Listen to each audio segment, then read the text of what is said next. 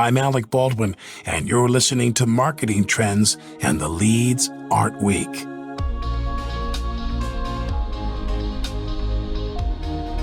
When Jared Drinkwater first joined BSN Sports, the company was still sending out physical catalogs to schools in an attempt to sell its products. As a veteran marketer with experience at PepsiCo and Pizza Hut, Jared knew it was time for BSN to go through a digital transformation. As the CMO of BSN Sports, Jared has been able to lead that transformation, and it's making an impact at the heart of the sports world, at the high school level. On this episode of Marketing Trends, Jared shares how BSN Sports is making waves at the amateur level thanks to the evolution of its email marketing efforts. Plus, he explains why telling the right stories in the right place makes all the difference. Enjoy this episode. Marketing Trends Podcast is brought to you by Salesforce. We bring marketing and engagement together. Learn more at salesforce.com/marketing. Here is your host, Ian Faison. Welcome to Marketing Trends. I'm Ian Faison, host of Marketing Trends, and today we are joined by a special guest. Jared, how are you? I'm doing great, Ian. How you doing? Great to have you on the show. Excited to talk about BSN Sports and your background. So let's get into it. How did you get started in marketing in the first place? Yeah, it's interesting. I grew up in Boston, and my first job in high school was at a big souvenir store at Fenway Park. Big baseball fan, and it was an awesome summer job. And everyone that starts there for the first time kind of gets thrown into what they called the fiddle, which was the middle of the store. And this store was jam-packed. It sold hats and T-shirts, and pretty much the entire stadium would go in there before games and after games. And I got stuck in the fiddle, which was basically like all these trinkets and souvenirs. And it was kind of boring, to be honest. And so tried to figure out how I could compete against my counterparts who were selling all the cool things. And the first lesson in marketing and really pricing strategy was, instead of trying to market all these things and try to call everybody over, I put up a sign, and it was kind of our dollar center. This was back in 1993-ish. And so it was the only place in the store that sold stuff for $1 or less. And we would sell out every day, and the lines were around the corner. So that was kind of my first introduction to marketing, and how cool it was to know that as a marketer, you can change something really quickly and see very immediate impact. And so flash forward to today, you've worked at some amazing companies and brands like Pizza Hut and PepsiCo, and now you're the CMO of BSN Sports. For those of our listeners who don't know, what's BSN Sports? Yeah, it's a good question, because candidly, until I started in 2017, I had never heard of the company either. BSN Sports is the largest supplier of team sports equipment and apparel in the country. So we do over $1 billion in revenue. Our parent company, Varsity Brands, does over $2 billion in revenue, and we were acquired by Bain Capital back in July of 2018. And so really our job is to work with coaches and athletic directors and helping them build their sports programs. The majority of our business is done at the high school level, although we do sell into colleges and youth sports teams and select teams and corporate accounts. But basically anything you possibly need to equip an athletic program or a team, we sell. So Nike and Under Armour, huge customers of ours, or huge vendor of ours. And basically we sell all of that fun stuff. And so what does it mean to be CMO? How's your organization structured? How are you thinking about marketing? It's interesting, because before I was hired, the company had never had a CMO. It started in 1972, and the founder of the company was selling nets and bleachers out of the back of his car. And so really for the first 46 or 47 years, the company's marketing strategy relied on sending paper catalogs. And so that's kind of what I walked into back in 2017 is the CMO. Really my job is to help our sales force, over 1,100 people that are selling in schools every day, help them be more effective. High level, my job is to drive demand for the company. But we've done a lot to kind of re-architect our brand story, our mission, not only to help resonate more with customers, but also to help our employees lead more fulfilled lives in their careers here. And so it's a lot of brand storytelling. It's a lot of customer experience architecture, and it's a ton of digital marketing. So we've basically flipped the paper catalog on its head. We've gone digital, and now we engage with coaches across all sport types upwards of 8 times a month with relevant information and content. I love it. What a challenge, what a change for you to go from, some of the biggest, most recognizable brands in the world to one that had such a large scope and scale, but maybe not the brand recognition is like the day-to-day kind of brand recognition, and especially being so close to your sellers. How has that changed to be so close to the sales process? Yeah, it's interesting. It's a lot of fun because unlike my background at PepsiCo and at Yum Brands with Pizza Hut, where I was marketing to large swaths of customer profiles, I now know every single customer in my entire addressable market, and that's coaches. So I know their name, their contact information. I know what sport they coach. I know what school they coach at, and I know their school colors. And so for a marketer, how incredible to basically know every single one of your customers. And really, it's just your job to figure out how to create messages that can connect and resonate with each and every one of them in a way that's personalized and customized to them and their school. And so that's been kind of the biggest unlock, and the coolest thing for me is that I now know the names of every single one of my customers, where before I was really just marketing to large audiences. It's also a funny industry in the sense, I grew up playing sports and was there from an athlete perspective. And the athletes, all is like the name brand. Nike, Under Armour. If a neighboring high school has Nike or Under Armour or whatever it is, or Adidas stuff. But you don't see the back end stuff. You don't see, the work that your coach is doing to make sure that you have the right equipment. You just know the equipment, right? You know what helmet fits or whatever. I'm curious, what are some of those coach pain points that you're trying to target? It's a really interesting question. And I spent the first 6 months on the job visiting with athletic directors, coaches, riding along with our sales pros, many of them who are former coaches or former athletes themselves. And it was really interesting. If you think about the coach and his or her role in American society, sometimes they're the most influential people in a kid's life. And so they're not doing what they're doing for a paycheck. They're doing it because they want to pay it forward. Likely they had a coach or a mentor that was important to them and they want to give back and help kids. And so there's a very emotional side to coaches that and in some instances they're one of the most emotional group of people I've ever met. They're paying it forward. They make decisions based on loyalty, based on who they know. And so really I had this insight that they're so emotional, yet the way we were going to market as a company was super transactional. It was, hey coach, here's our catalog. It's 1,000 pages. What can I get for you? And so really what we did is we thought about, okay, how do we go to market? How do we tell a story that's most relevant for helping a coach be a better coach? Coaches did not get into their line of work to buy equipment and apparel and design uniforms. They got in to help kids. And so our mission today is that every minute we save a coach off the field can be spent impacting lives on it. And so honestly, I don't necessarily care if the kid on the field knows who we are. Our target customer is the coach. And so we are maniacally focused on saving them time with everything they have to do off the field so they can impact more lives on it and help more kids in the process. I love that approach. And I think it's really cool to hear about the transformation from, dropping off catalogs to this more of a customer experience, customer journey type of a way of doing things. I think we've seen the Salesforce study that came out said 61% of customers say if companies don't adapt to their needs, they feel like the brand doesn't care. What a way to show that you don't care by dropping off 1,000-page book and saying pick out what you want, right? It's like, isn't that the salesperson job? Like you pick out what you think I should have, right?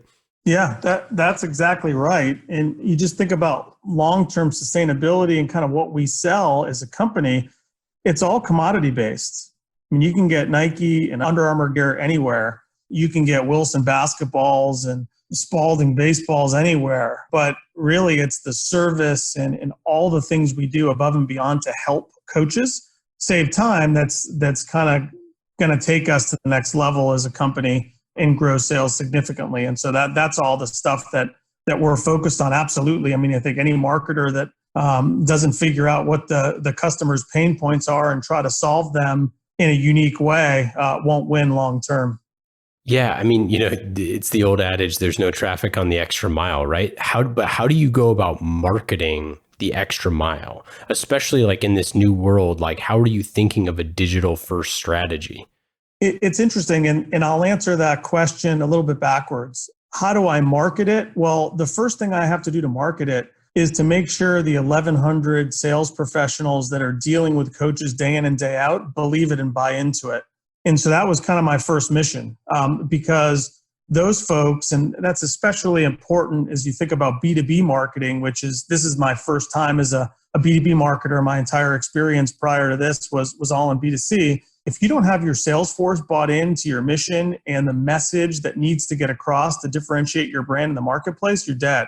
And so I spent a ton of time talking to our sales force individually, to management, conferences, to get them to buy into it. And we created video that helped communicate that message. But first and foremost, they're all bought in now that if they do their job the right way, they're going to help a coach, and they're ultimately going to give that coach time back in his or her day so they can help kids. And so that's kind of number one.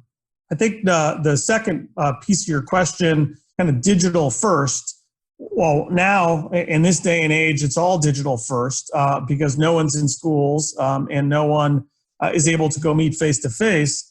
And so for us, digital first means just getting content into the coach's hands at the right time when they need it. And so we have really taken a pretty formulaic selling calendar.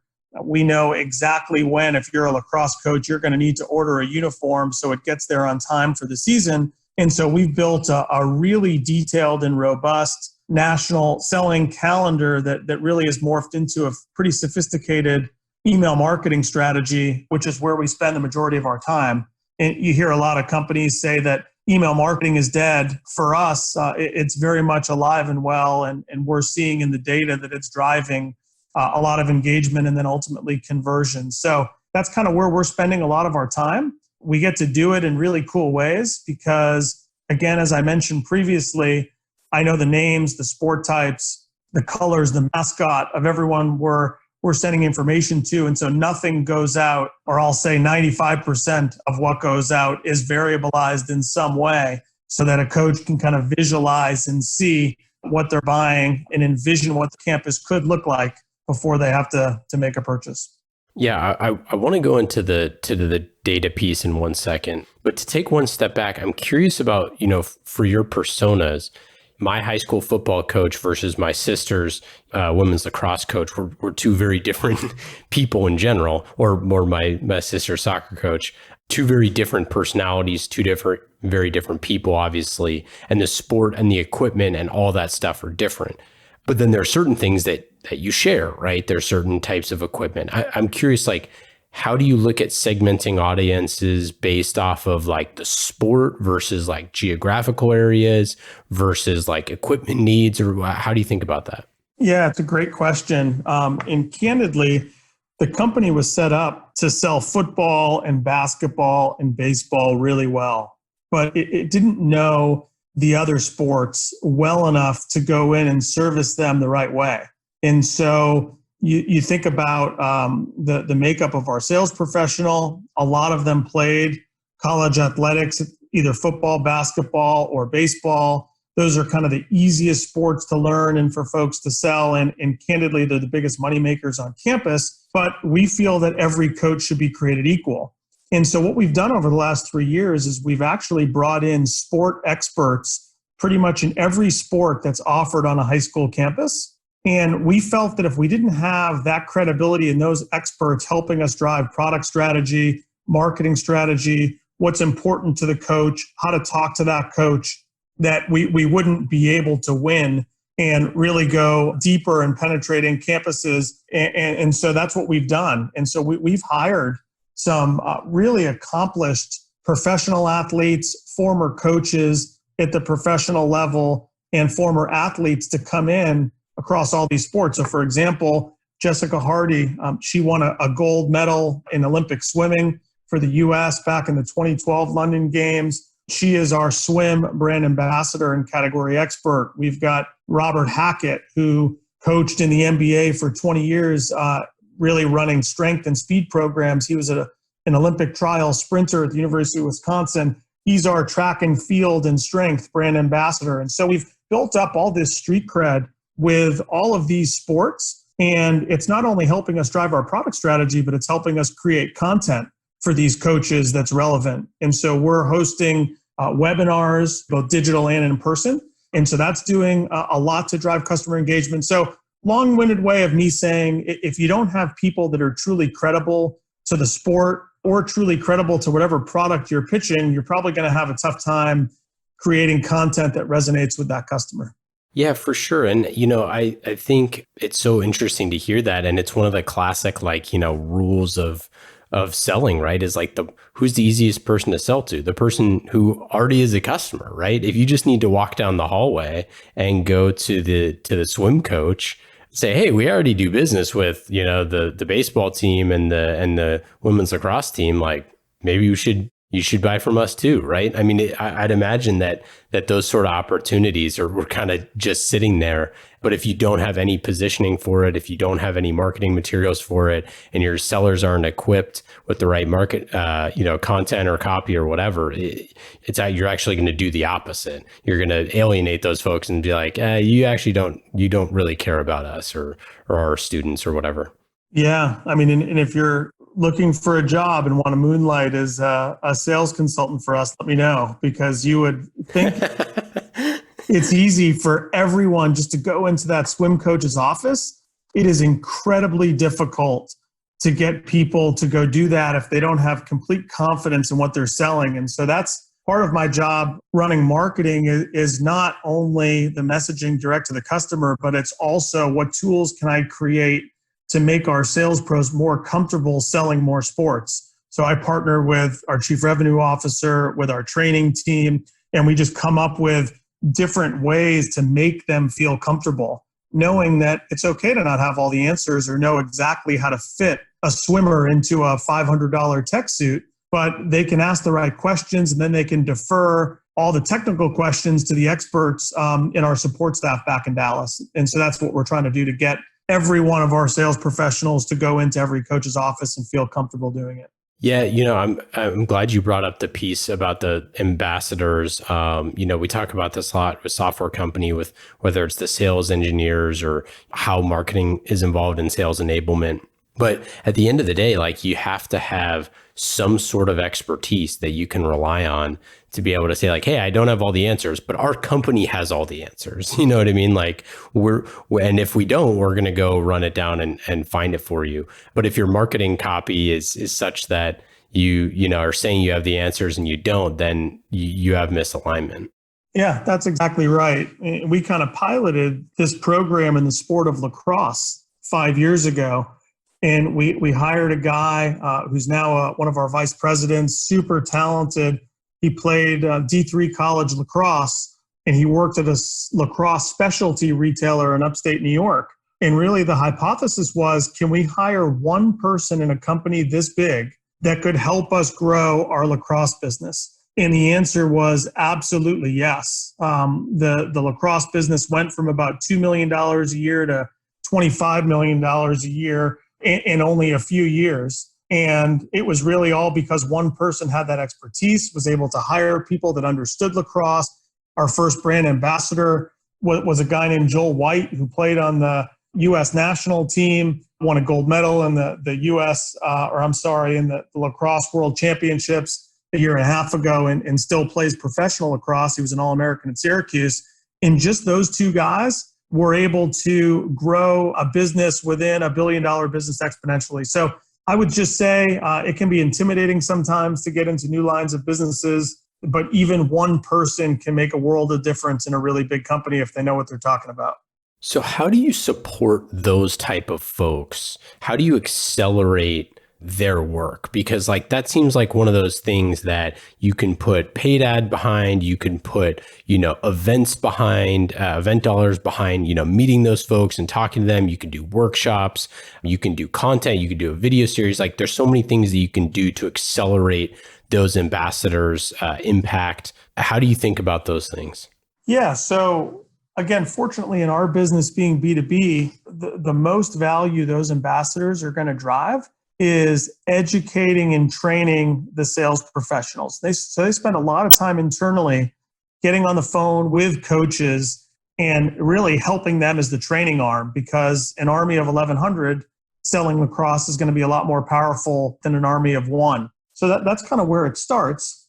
Pre-COVID, we would have our brand ambassadors travel around the country and execute 40 to 50 free coaches clinics. So these would be clinics that were either at high schools or local colleges. Joel would go around the country and bring in 100 lacrosse coaches from the surrounding area.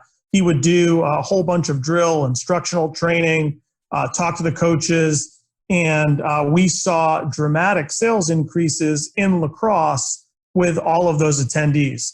And so now we're doing live webinars where we're getting upwards of 1,000 coaches instead of 100 each time that we have one of these things. And we're seeing massive engagement from the coaching community. We've had over 60,000 coaches register for our clinics since we started these back in the beginning of April. And I think it'll probably be a strategy that we sustain even when things get back to normal, just because we can reach so many more folks. And so I think for us, the lesson was being forced to stop these in-person events. I mean, what kind of content scenarios can you create that can drum up real interest from your target audience? And so that's what we've done with lacrosse, and we've done that across all our sports. You mentioned marketing automation, leveraging email.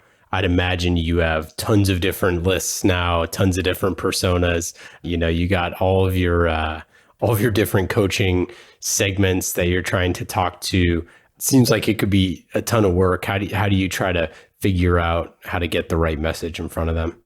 Yeah. So, I mean, the first thing we did was hire some really talented digital and email marketers. And so building the team was the most important kind of first step to transforming the way we go to market digitally. I think second is just really understanding exactly when customers across all sport types needed to buy stuff in order for it to make it on time, in time for their season.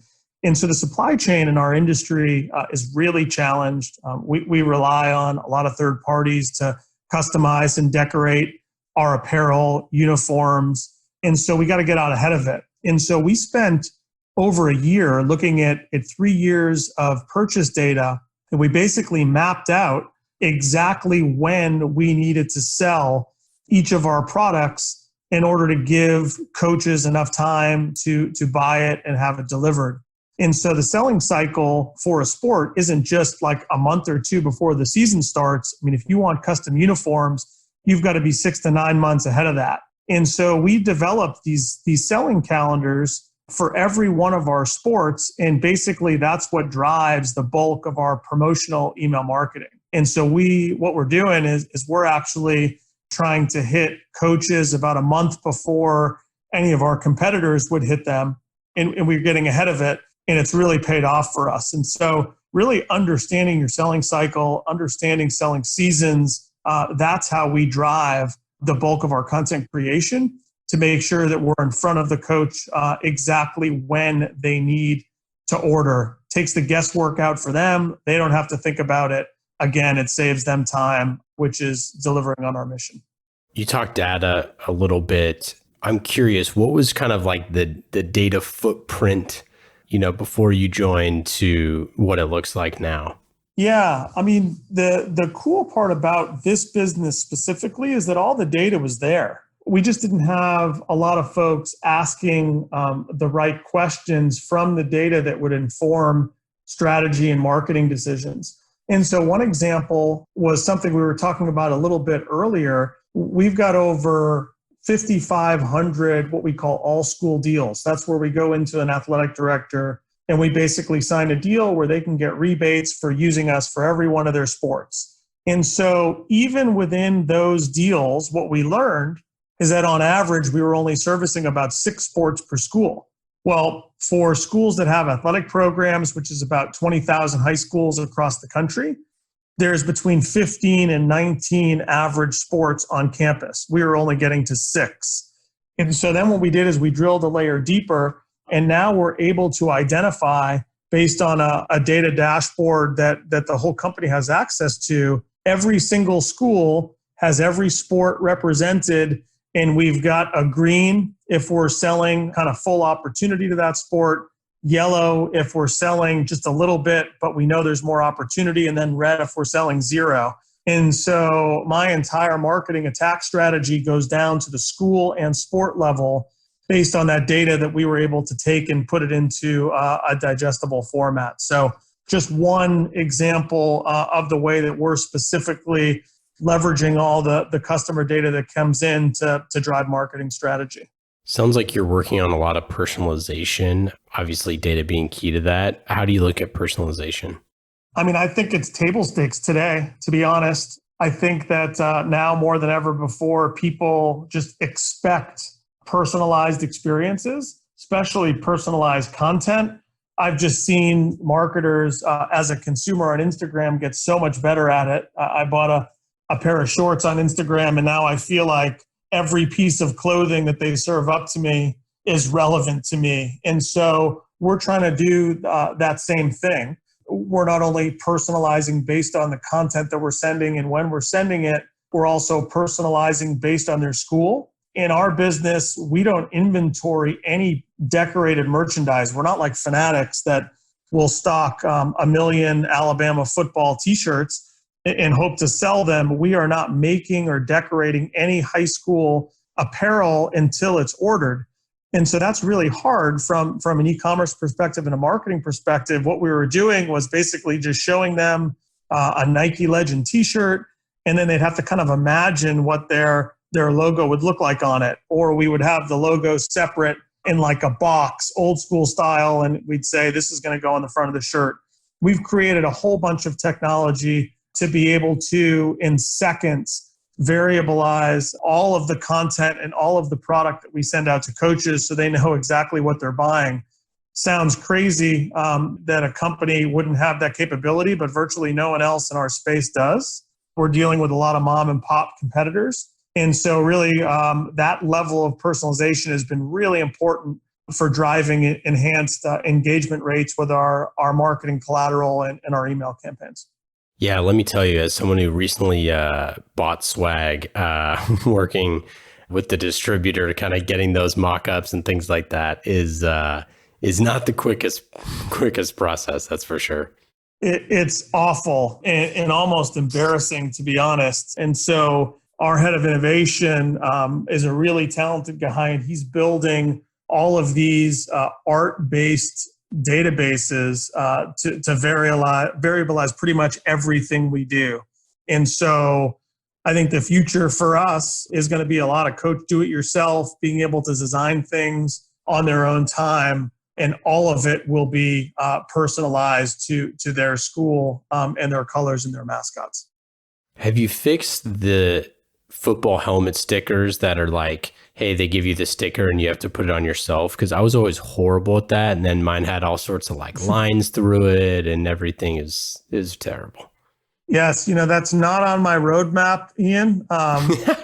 But we can certainly help train you to do it better if you pick up the helmet again one day. Yeah, I know. If I'm picking up a helmet, there's probably a lot of problems going on. I'll just do the 7-on-7s. Speaking of 7-on-7s, specifically high school sports, you have kind of like the elite camps, the elite 11s. They have, all sorts of things like that are going on. You have all sorts of, coaching clinics and different things. You mentioned that you all, put on some of those sort of things. It seems like there's a lot of stuff that you could be sponsoring at any given time, that there's a lot of places that, coaches are always looking for what's new, what's working. They're looking at their peers to see what they're doing. And I'm curious, like, how do you kind of tap into that? And then also, like, are you marketing the kind of customer success side of things, marketing through the sale to say like, hey, you could be just like this person. And this is how their organization looks after working with us for a year.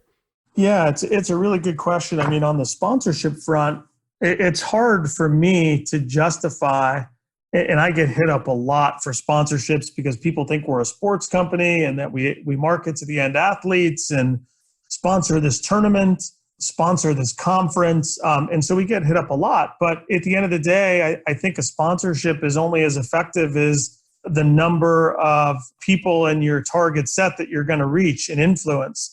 And so going to market at a big basketball tournament doesn't make sense for me because 98% of the people that are going to be there are people that I don't really care if they know our brand or not. I only care about the coach. And so there's 15 people there. And so why would I go spend a lot of money to reach 15 people? And so from a sponsorship perspective, we've been really focused on organizations and outlets that are maniacally focused on reaching the coach. So coaches conferences, we've got Coach AD newsletters where we've done some advertising. So we're starting to think about key strategic partnerships, other organizations that are trying to hit the same audience, and how do we go at it together for more joint success. So that's on the sponsorship side, just kind of how we're attacking it. Yeah, and then about marketing through the sale, that customer life cycle marketing, the customer success marketing side of things. Yeah, it's a really good question. We haven't completely cracked the code on that yet. What we hope happens, because to your point, coaches do talk, very small circles. And so the thing I've learned about coaches is they never want to be one-upped. And so the best way that I can get coaches talking about our brand is to provide a really great experience or provide a really great product to one coach in a district. And then the team shows up in really cool gear. And then they're pissed because they don't have that cool gear. And they ask the coach, where'd you get that stuff? And they say BSN Sports. That's like nirvana for me as a marketer. How do we craft experiences that the coach is going to talk about? No different than any other brand on the planet, to be honest. I mean, you want to craft share-worthy experiences, and then word of mouth is your best form of marketing. It certainly is the best form of marketing in the food business, from Frito-Lay and from PepsiCo. And so we try to architect those experiences and product. We're doing the same thing with our product. And so what I've learned in talking to a lot of athletic directors, a lot of coaches, they all want their kids to feel like they're part of a D1 program, even if they're at a 150-person high school. And so that's the cool part of the experience that we've architected, and the technology that we've built is now we have the ability via our great relationships with Nike and Under Armour to sell retail-like designs that kids would see on the sideline on Sundays and on Saturdays. And so what we're trying to do is we're basically trying to help coaches create that environment, that feeling of a Division I college athletic program at every high school in America. And if we can do that well, coaches will talk about us without us asking them to. You mentioned the food brands, obviously totally different type of marketing. But, we talk all the time on the show about how marketing is meant to be remarkable, right? That means you have to tell somebody about it. And you're exactly right that where you want to live is on those coach text message chains, those email chains that they're sharing best ideas and best practices. For food, a little different, but like you said, similar. I'm curious, do you have any favorite campaigns from your days at Pizza Hut or PepsiCo? Yeah, I think my favorite was a campaign that I worked on when I was running Doritos. And this was back in 2012. We came out with a chip that was almost twice the size and thickness and crunch of a regular Dorito. It was called Doritos Jacked. And so in partnership with our agency, Could Be Silverstein, we had the idea that a chip this big deserves a vending machine that can hold it. And so we kind of thought about, okay, if we were going to go build a giant vending machine, what venue would you do it at that had built-in kind of media exposure? And so we chose South by Southwest. We built a 6-story vending machine that housed Doritos Jacked, and we had Snoop Dogg play inside of the vending machine. And so literally we only had 250 people at this activation, but we got over 1 billion earned media impressions in 3 days because so many people on the ground were talking about it. And you had some at the time, some of the most influential digital influencers attend. And so for me, it was an awesome experience in this notion that I like to say brands need to do as much as they say. And so we couldn't just tell people that the chip was bigger. We had to go out and prove to people in an outlandish way that the chip really was bigger than a normal Dorito. And so it was a ton of fun. And it was actually the single biggest new chip launch in Doritos history outside of Cool Ranch. So it was a fun way to accelerate the launch of that brand and have some fun and show people that that we've kind of put our money where our mouth was. Anytime you're comparing it to Cool Ranch, that's a revolutionary chip. That's true. Consistently at the top rankings of best chip. Yeah, I'm a nacho cheese guy, but yes. So I'm curious, in those type of positions when you're working with those quote unquote mega budgets, running tons of TV, tons of large scale premium TV spots.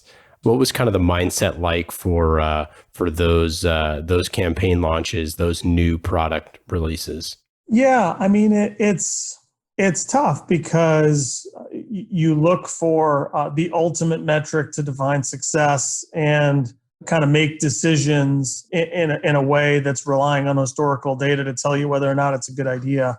Our CMO at the time, Ann Mukherjee, is so smart, and she was willing to take risks. And this was really at the forefront of experiential marketing. I mean, a lot of brands were still putting the majority of their marketing budgets into traditional media. And really, after just sitting down, talking about the level of influencers that were on the ground at South by Southwest, we kind of convinced each other that it was a good risk to take, and it really paid off. The way that marketing has evolved, kind of going and putting a whole bunch of stuff on TV really isn't a viable option and strategy for a CMO today. So you got to figure out exactly where you're going to go hunt to tell stories the right way. I was always very intrigued with the experiential marketing trend in our industry over the last 5 or 6 years. I think COVID has completely reinvented that experiential strategy to be really digital, or how your product is delivered to somebody's home.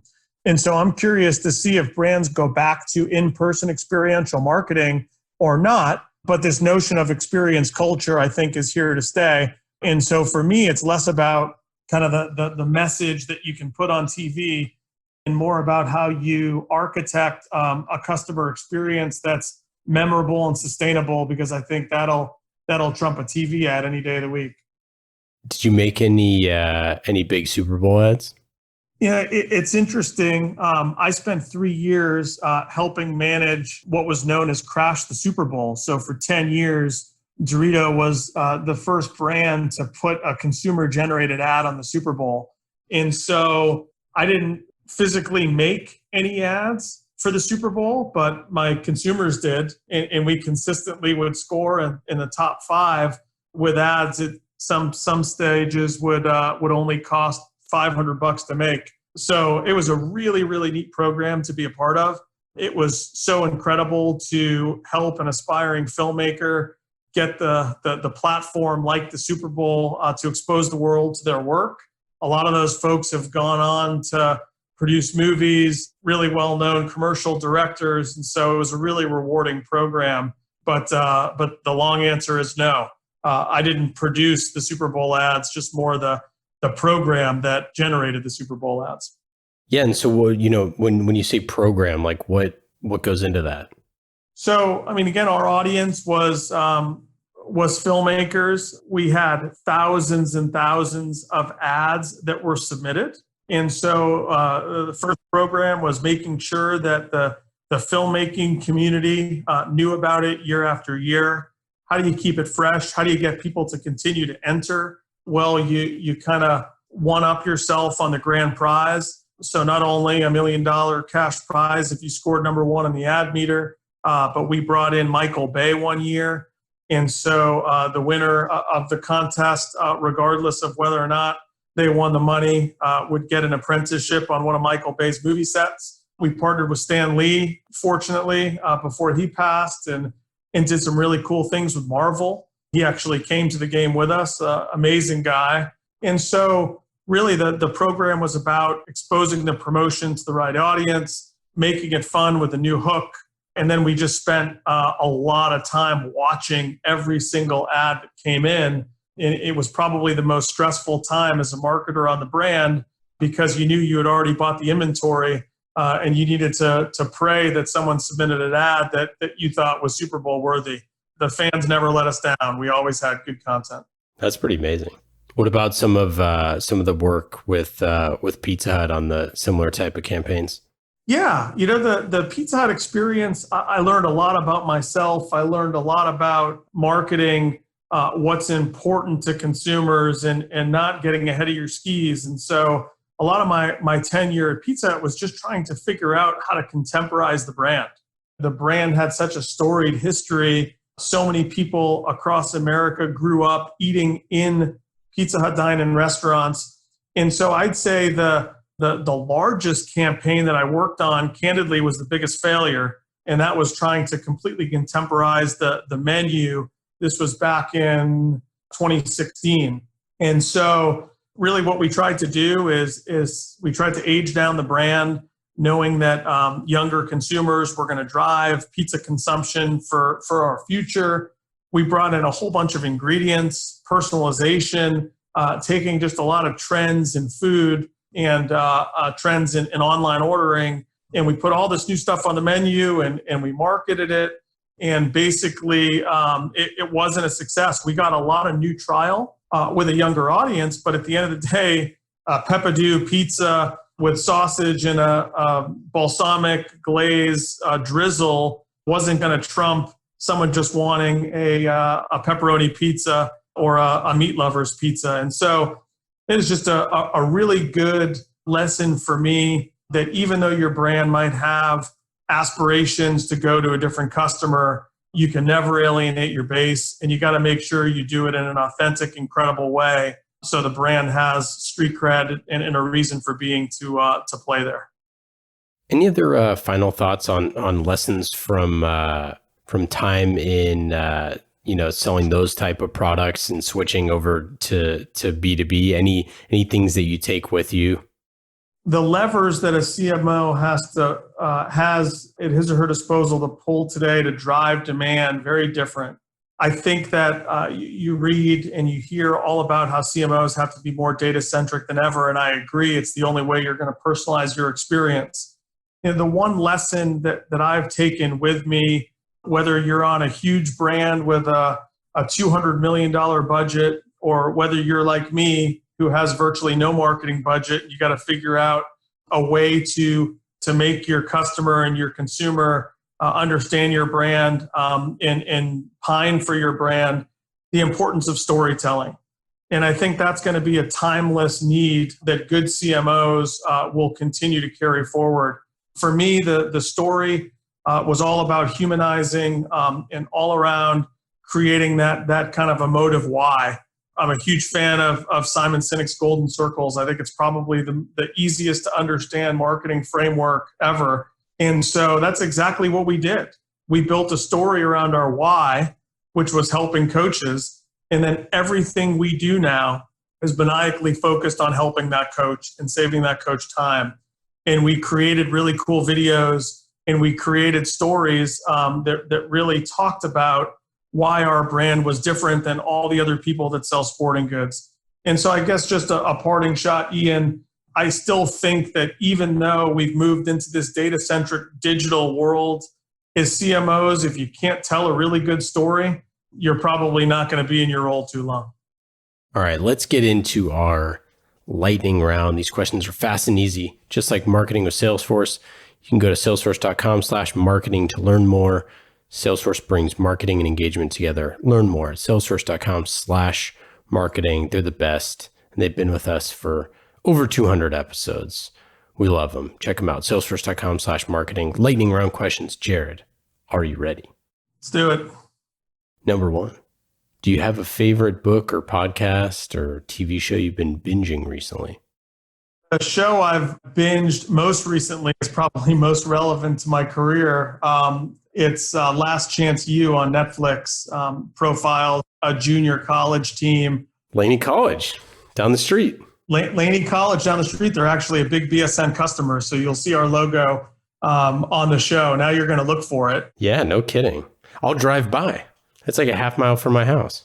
Yeah, so Coach Beam is actually going to do a podcast for us next week. Oh, there you go. And so that's one that's just a lot of fun. I love seeing the grit and the heart-wrenching stories of kids trying to make it. And as far as books, I'm a big fan of nonfiction that reads like fiction. Read an incredible story called American Kingpin about a kid from Austin who started the Amazon of drugs on the dark web. So that was my most recent read that took a few days. Shoe Dog's still probably my favorite book of all time, just because I'm a Nike brand fanatic. So that's another one that's on the shelf front and center. You mentioned that you've been spent a bunch of the summer in Breckenridge. What was your favorite thing that you did up in Breck?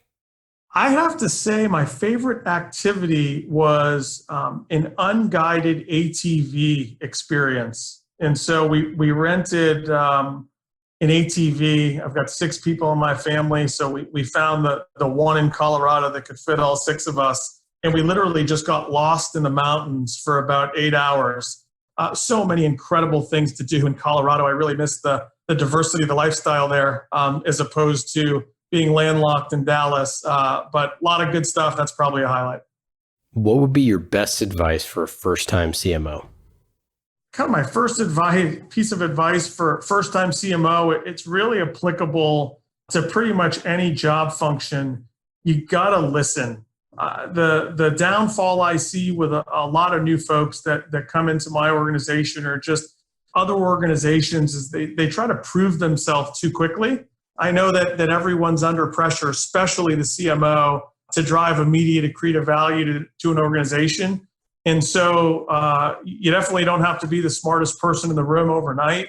You don't have to change things or come in and completely switch up a go-to-market strategy or a brand strategy because you feel like you have to make a difference. You just really need to listen and understand.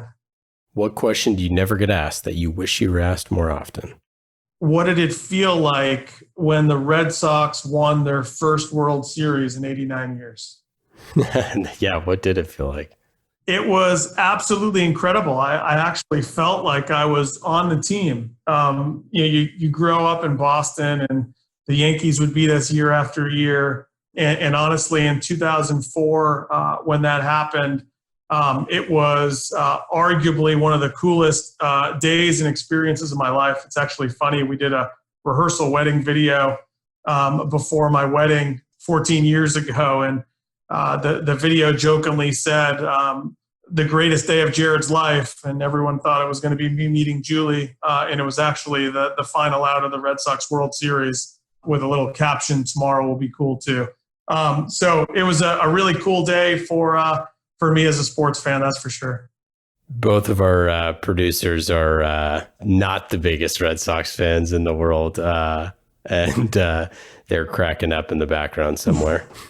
Sorry, not sorry. They got us for so many years. It was our turn to have a little bit of fun. Indeed. Well, that's it. That's all we got. Jared, appreciate you coming on the show. Any final thoughts? I don't think so. I appreciate you having me on. This was fun.